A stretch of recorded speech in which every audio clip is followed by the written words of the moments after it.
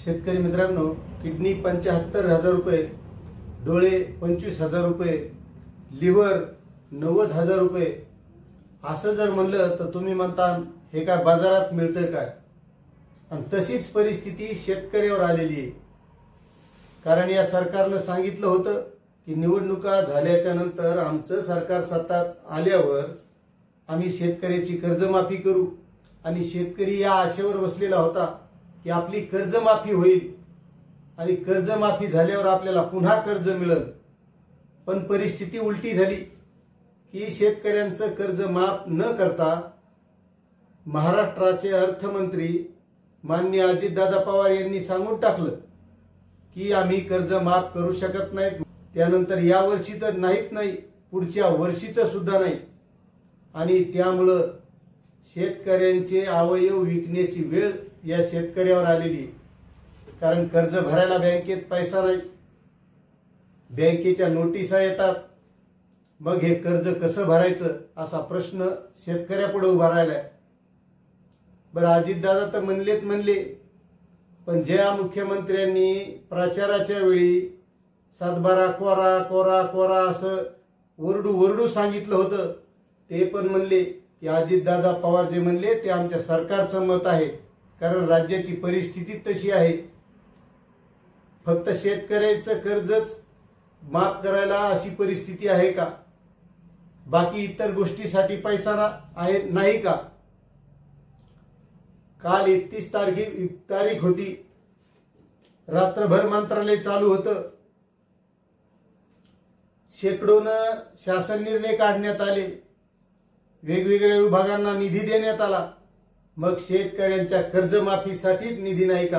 कारण ते तुम्ही म्हणले होते शेतकऱ्यांनी कर्जमाफी मागितली नव्हती आणि आता बँकांचा तगादा लागणार आहे आणि त्यामध्ये आता शेतकऱ्यांना स्वतःचे अवयव विकायची वेळ आलेली आहे। अशीच एक घटना मित्रांनो वाशिम जिल्ह्यातील शेतकऱ्याची। त्या शेतकऱ्याकडे पीक कर्ज असेल, त्या शेतकऱ्यानं स्वतःचे अवयव विक्रीला काढलेले आहेत। लिव्हर 90,000 रुपयाला, डोळे 25,000 रुपयाला आणि किडनी 75,000 रुपयाला असा भाव फलकच त्या शेतकऱ्यानं लावलाय। आणि तो शेतकरी आहे वाशिम जिल्ह्यातील सतीश इढोळे नावाचा। वाशिम जिल्ह्यातील आडोळी गावात रहिवासी असलेला हा शेतकरी आपल्या बायको, पोरांना, लेकरांना घेऊन वाशिमच्या मुख्य बाजारपेठेत गेला आणि त्यानं स्वतःच्या अंगावर स्वतःच्या अवयवाचा भाव फलकच लावला। त्या शेतकऱ्याला अपेक्षा होती की आपलं कर्ज माफ होईल, कर्ज माफ झाल्याच्या नंतर पुन्हा कर्ज मिळेल आणि पुन्हा आपण शेती करू शकू। कारण एकतर आपल्या शेतीला भाव भेटत नाही, मालाला भाव मिळत नाही, पीक विमा लवकर भेटत नाही, अशा अनंत अडचणी या शेतकऱ्याच्या समोर आहेत। म्हणून या शेतकऱ्यानं स्वतःचे अवयव विकण्याची वेळ अशा शेतकऱ्यावर आली। असे कित्येक शेतकरी असतील, हा फक्त शेतकरी बातमीत झळकला, पण असे कित्येक शेतकरी असतील की त्यांची ही अवस्था असते। तरी या निर्दयी सरकारला या शेतकऱ्यांची काळजी नाही। मोठमोठ्या उद्योगपतीचे कर्ज माफ केले जातात, करोडोनं ते कर्ज असतात आणि ह्या शेतकऱ्याचा असून किती कर्ज असतो? 2 एकर शेती आहे फक्त या शेतकऱ्याला आणि सरासरी बँक एकरी 30,000 रुपये देते फक्त, म्हणजे 60,000 रुपये 2 एकरचं। एखाद्या वेळेस कमी जास्त असेल या शेतकऱ्याकडे, पण तेवढं भरायची ऐपत त्या शेतकऱ्याची नाही। कारण त्या शेतकऱ्याला त्या शेतीत मालच किती होत असेल आणि तो कर्ज भरणार कसा? कारण त्याच्या शेतीमालाला भाव नाही। शेतकरी कर्जही भरू शकतो, पण त्याच्या शेतीमालाला भाव तेवढा पाहिजे। बाकीच्या गोष्टींचे जसे भाव वाढतात त्या प्रमाणात शेतीमालाचे जर भाव वाढले तर शेतकरी कधीच कर्जमाफी द्या म्हणणार नाही। आज सोन्याचे भाव 95,000च्या जवळ गेलेले आहेत। एक काळ म्हणत होते 1 तोळा सोन्यासाठी 1 क्विंटल कापूस लागतो, म्हणजे 1 क्विंटल कापूस विकल्यावर 1 तोळा सोनं येत होतं। आज कापूस 7-7.5 हजाराच्या वर जायला तयार नाही आणि सोनं 95,000वर जाऊन बसले। कारण मागचं घेतलेलं जे काही कर्ज असतं त्या कर्जावर शेती करून स्वतःचा घर खर्च भागवायचा असतो। आता तोच भागला नाही तर पुन्हा ते बँकेचं शेतकरी कर्ज भरणार कसं? कारण शेतीमालाच्या भावावर बंधनं तुमचेच आहेत, तुम्ही भाव वाढू देत नाहीत। भाव वाढायला लागले की तुम्ही आयात करतात आणि अशा गोष्टीमुळे शेतकऱ्यांची परिस्थिती हे हाल होत आहेत. आणि तुम्ही सहज भाषणात बोलून जाता की 31 तारखेपर्यंत कर्ज भरा आणि सांगता 28 तारीख आहे आज. 3 दिवसात कर्ज भरायला काही शेतकऱ्याच्या घरी पैशाचे झाडं नाही लागले. दादा तुम्ही लय मोठेपणानं म्हणून गेले, तर शेतकऱ्याच्या घरी झाड नाही पैसे भरायला. तसं तुमच्याकडं कारखाने आहेत, तुम्ही उद्योगपती आहेत, मोठमोठाले आहेत, तसं शेतकऱ्याकडे काही नाही. शेतकऱ्याकडे फक्त ती 4-2 एकर आहे, तिच्यात त्याला राबावं लागतं. तिच्यातच राबून ते उत्पन्न काढून त्याच्यात घर संसार लेकराचं शिक्षण पाहुणे रावणे अशा सगळ्या गोष्टी कराव्या लागतात. तुम्हाला तिथं खुर्चीवर एसीत बसून हे बोलायला सोपं वाटतं, पण वास्तव परिस्थिती वेगळी आहे. त्यासाठी ग्रामीण भागात गाव खेड्यात जाऊन ही परिस्थिती बघा आणि मग बोला की 3 दिवसात कर्ज भरा. तुम्ही शेतीमालाच्या भावावरील बंधनं उठवा, जे भाव होतील ते होऊ द्या. जसा सोनं 95,000 रुपये तोळा झालंय, तसा कापूस होऊ द्या ना 25-30 हजार रुपये क्विंटल. मग शेतकरी बघा कर्ज भरायचंच 3 दिवसात काय म्हणता, शेतकरी कर्जच घेणार नाही, एवढा शेतकरी सक्षम होईल.